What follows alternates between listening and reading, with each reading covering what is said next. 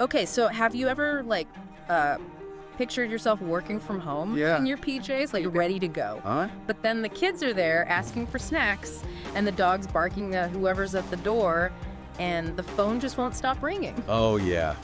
I know that feeling. So if that sounds familiar at all, then this deep dive is for you, because we are taking a look at non-phone work-from-home jobs. Nice. We found articles, company websites, even some forum discussions about people in these roles, so. Yeah, it's really interesting. All the stuff we found points to like a huge shift towards remote work. Right. And this specific area, like this niche of non-phone jobs, it's exploding. Uh-huh. People really want that like focused work and better work-life balance. Yeah. It's not just like a dream, right? Oh, no, These are real jobs with real companies. definitely. And there's a surprising amount of variety, too. Oh, cool. Like for anyone listening who loves language Yeah. and has a good eye for detail, Uh-huh. proofreading editing, Yeah. content writing, those are some good options. Okay. Platforms like Verblio and Meredith, Okay. they're always looking for good writers. So like no more distractions when you're trying to edit something important or write an article or whatever. Exactly. Nice. It's all about focusing and really getting good at what you do. Okay, cool. Now, if you're someone who likes being organized and enjoys being like the behind-the-scenes person, making sure everything runs smoothly, Yeah. then being a virtual assistant could be a good fit. I see virtual assistant jobs everywhere, but like, can Yeah. you really build a career doing that? Oh, it's not just possible. It's really taking off. Wow. Like there are so many solopreneurs and online businesses now, Uh-huh. so they all need virtual assistants. I see.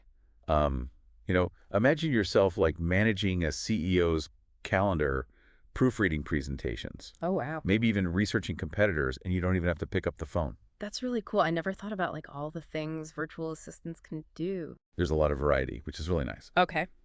Speaking of variety, let's talk about data entry. Okay.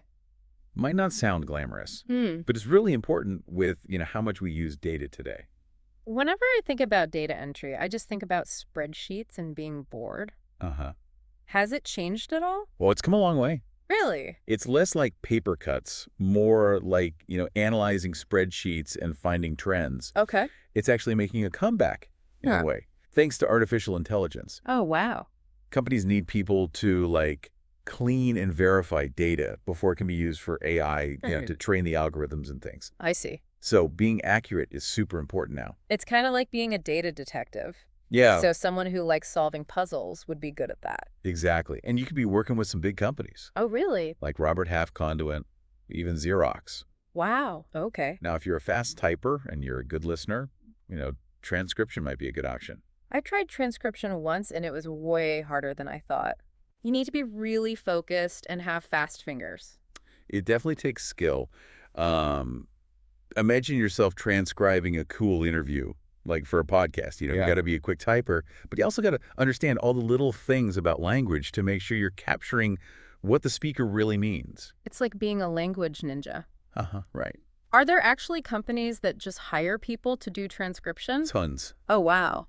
Yeah, Rev and Transcribe Me are really big ones, and they're always looking for transcribers. Oh, cool. They also give you a lot of flexibility, which is a big plus for a lot of people. That makes sense since you can basically work from anywhere. Exactly. So many possibilities. Yeah. Okay, what about for people who are more like visual people?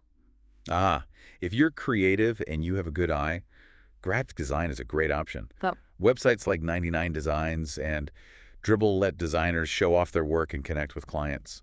so I could design stuff for those companies just for my house. Yeah, Wow. Okay. What do you need to get into graphic design? a strong portfolio is key. And you need a good understanding of design principles and software. Uh-huh. And of course, you got to be creative. Okay, that makes sense. This next one really caught my eye. Website testing. Yeah. Is it as fun as it sounds? It's more than fun. It's really important for businesses. Okay. Companies will pay good money for feedback on their websites because they want to make sure people have a good experience. So I could get paid to browse websites and just say what I think. Exactly. Wow. Platforms like User Testing and Tramada are always looking for new people to test websites. Cool. They want to know if the site is easy to use, if the information is clear, and if the whole thing is a good experience. That sounds perfect for anyone who's good with tech and pays attention to detail. Definitely. Okay. You also got to be able to explain your thoughts clearly and give, good constructive criticism. Uh-huh.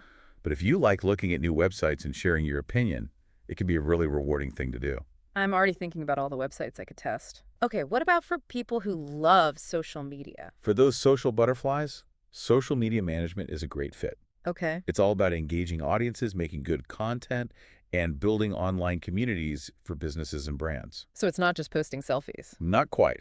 Okay. You need to be strategic and a good communicator and know how to use all the different social media platforms. Imagine you're in charge of the online presence for a company you really like or a big brand.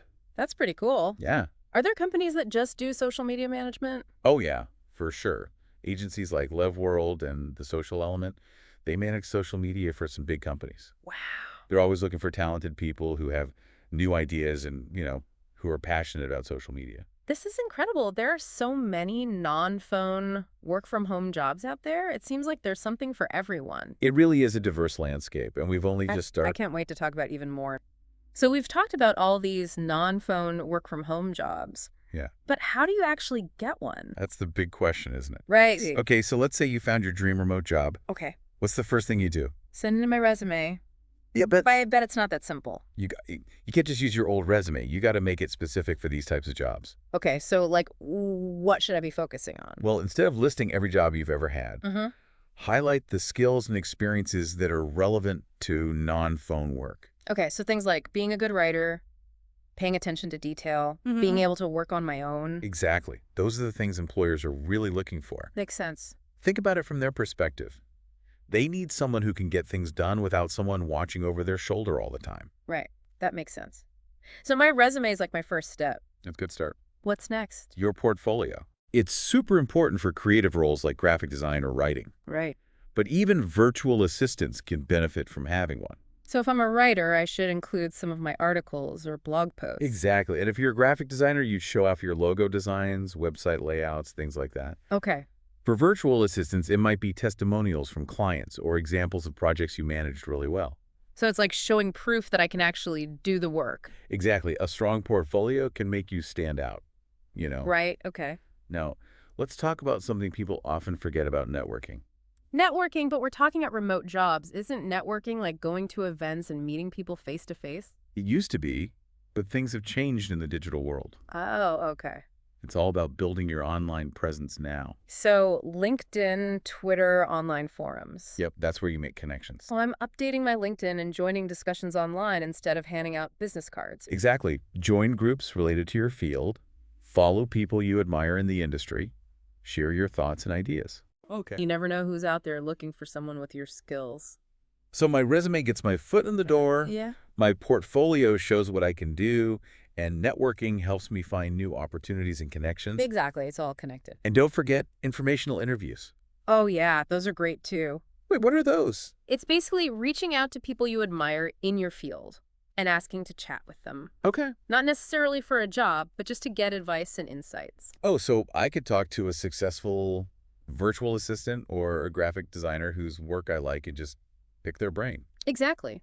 Most people are happy to share their experience and give advice. That's a really good idea. It's a great way to learn about different career paths and make valuable connections. So even in the virtual world, you have to put yourself out there. Definitely confidence and being proactive are super important. Right. And don't get discouraged if you don't find your dream job right away. Okay. Just keep trying. This whole process can seem a little overwhelming, but it sounds like if I have a good plan and the right attitude, I can find a non-phone work-from-home job. Absolutely, you can. That's good to hear. This has been really helpful.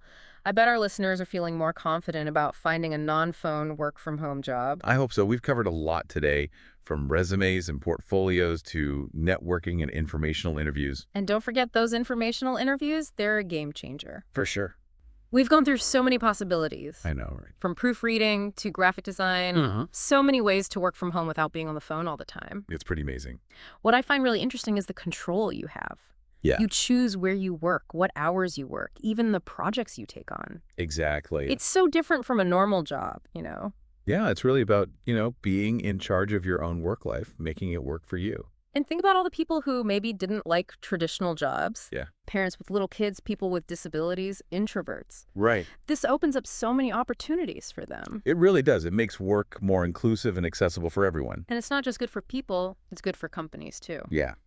They can find more talented people with specific skills? Exactly. So everyone wins. Okay, so before we finish up this deep dive, Yeah. I want to go back to something we talked about earlier. Uh-huh.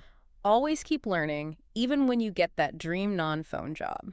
Yeah, you got to keep your skills sharp and stay up to date. Because things change so fast online. That's right. So take online courses, go to webinars, talk to people in your field. Yep, invest in yourself. It's the best thing you can do. And it keeps things interesting, you know? It does. So as we wrap things up, Yeah. we want you to think about what kind of work from home life you really want. Right.